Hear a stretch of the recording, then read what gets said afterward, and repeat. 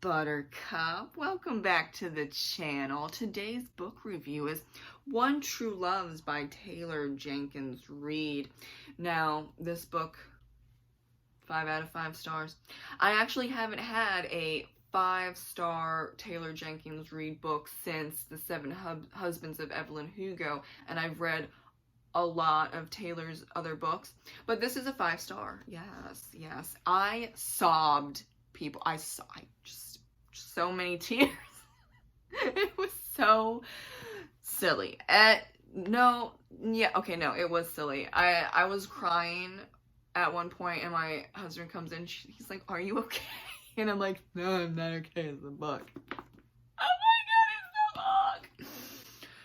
I'm okay now. I'm fine. It's it's okay. It did have a happy ending, so it's, wraps everything up. But why was I crying so much? Okay, let me tell you a quick summary.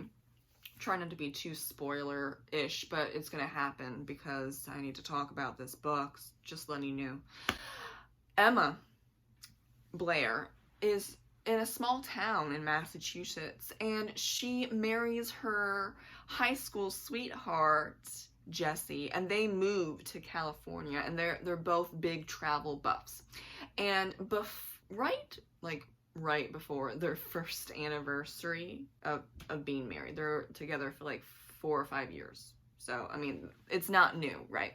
But he goes on a trip to Alaska for his work, and he and the others on that trip disappear, and they find some bodies, and other bodies they do not find, like his, and so he's presumed dead. And Emma, of course, absolutely heartbroken. She doesn't know what to do with herself, so she leaves California and goes back to live with her parents for a time.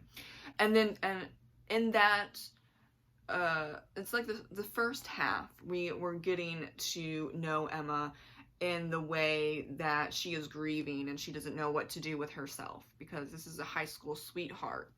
First love. Just tragic. Just really bad. That's when I cried. It was like, damn, he's doing a Castaway type of feeling here. And that was the first thing, like when I read this summary, I was like, oh, this is Castaway. No, it's more actually about the wife and what happens when you're gone for years and years and years. And instead of like in the Tom Hanks, point of view, it's Emma's point of view. And so she does move on after a while, and she actually moves on with someone that she went to high school with, Sam. And we see him quite a few times in the beginning, because there's a flashback when they're in high school, and she meets Sam because he works at the bookstore that her parents work at, and she works at. And then, we kind of forget about Sam a little bit because she's not interested. She's interested in Jesse, and she chooses Jesse. And about 10 years, let's go with 10 years, pass by. And then when she's back in her town living with her parents, she's still crying all the time. She's barely getting out of bed. She's trying. She's trying. It's good that you at least try, instead of just stay in your bed and don't shower or eat or drink water, like, what she was doing in the beginning, until her sister and her parents were like, you need to get up or else you're going to waste away in this bed, right? You have to make that decision, but when you're living with us, you need to go. You need to go do something. So she is feeling a bit better. She is back working at her parents' bookstore, and then she meets Sam again because she wants to get into piano, and he knows the piano and all. That's so cute. And then they move in together, and they get 2 cats, and they get engaged. Yes. And then Jesse arrives back after being found at sea. He was like on a very, very small island for 3.5 years, which I think in the beginning I was like, that's a little not really realistic, but okay, we'll go with it. Then again, there have been recent situations in the news where, like, it was a handful, I'm gonna say a handful of kids that were lost in the jungle forest. I should probably get this correct, but they were lost, okay? Not on an island, but they were deep in jungle forest, whatever area, and then they survived 60 days. It's not 3.5 years, but people were thinking, oh shit, it's gonna be like Lord of the Flies type of deal. No, they worked together, right? They all survived, as far as I know. So it can be done for 3.5 years on a little island. Less so, but then you do see, like, he loses a finger. He is malnourished. He's not healthy. No, he's not. He has scars all over his body. Like, he does not look like himself. Oh, and he has, like, skin cancer, of course. Yeah, because beating down in the sun, in the Pacific Ocean, this random little island. Yes, he's not what he was when they were married. And Emma's not the same as when they were married. She went through her grief. It was a very long process of grief, and now she's different, and she doesn't like traveling anymore, and she wants to be with her family. She wants to work at the bookstore. She wants to have a family and settle down. But, you know, the problem is, you know, she's thinking, oh, high school love. I still love Jesse. He's back. This is really weird.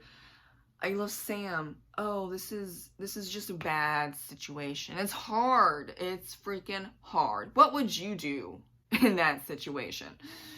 Yeah, that's difficult to say. I'm gonna put this down.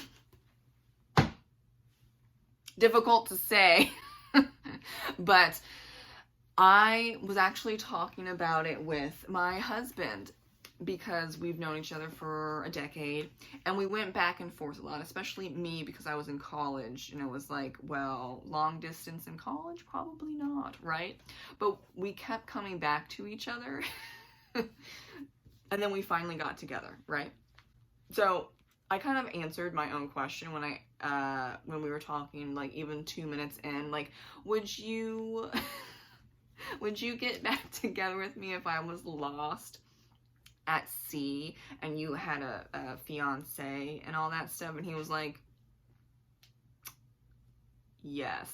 And I said, same, because we've already done this dance, like, I don't know, 7, 8, 9, 10 different times.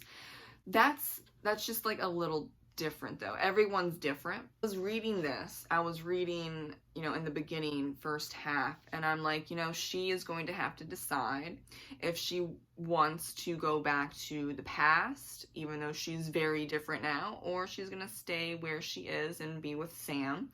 But she has to look at herself and her actions and the decisions based on who she is now, not when she was in high school or college or right after graduation of college.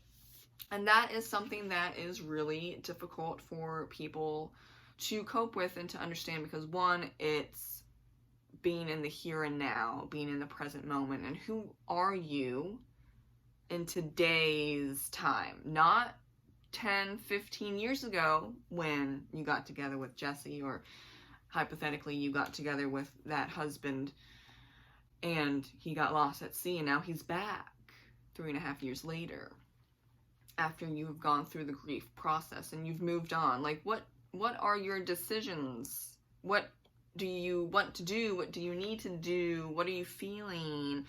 What do you think about the situation? What do you think about yourself? And have you changed a lot? Or, like, you know, it is just for sure one true love. You moved on because you thought he was dead. You know, it's like tough. It's tough. Also, the fact that, can you accept that he's traumatized, and he has a lot of health concerns, and he is not obviously the same person.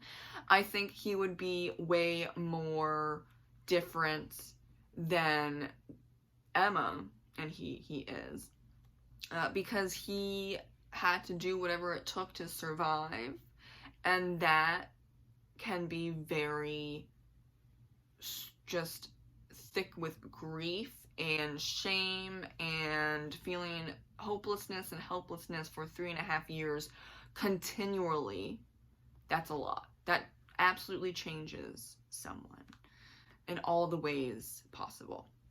So there was a lot to unpack, there was a lot to deal with, to talk out, to feel, and I think this was a fantastic book because it did all those things for Emma mainly, but also for Sam and for Jesse. And I think for Emma specifically, she chose the right person at the end of the novel. And though that person I wouldn't, I wouldn't choose either Jesse or Sam, but it's not about me, is it? Okay, it is about Emma, and it is about who is she now, and what does she want, and what does she need in a partner. And I think based on that, she chose correctly, and good for her. It was hard, because when you have someone that's been lost at sea, or just like a traumatic experience has happened and now you don't have them, and now they're back years later, damn, that's hard. That's probably one of the most difficult things you're going to have to face if it ever happens to you. And that's why I was talking to my husband about it, but then I was like, well, okay, this is a different situation, of course it is. I'm not Emma, also because it's a fiction novel, like it's not the same, right? And we're different people. I'm real, for example, very different. And so different background, different experiences, personality, yada yada. You can be in love with multiple people, right?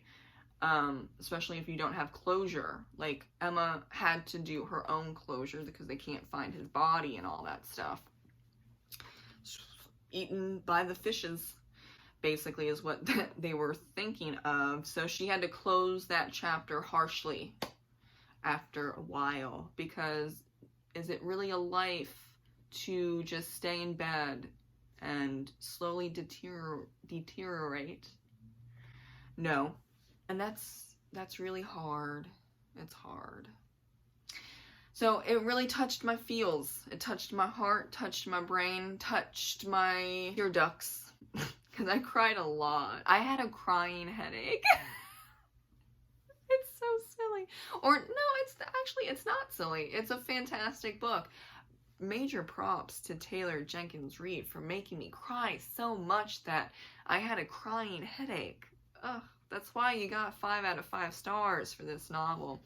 I do recommend it. Hopefully I didn't spoil too much, but I think this is one of the top 3 great books by Taylor. I still think that 7 Husbands of Evelyn Hugo is number 1, but this is number 2. So pick it up, people, especially if you want a good cry. Thank you so much for watching, and I'll see you in the next video. Bye for now.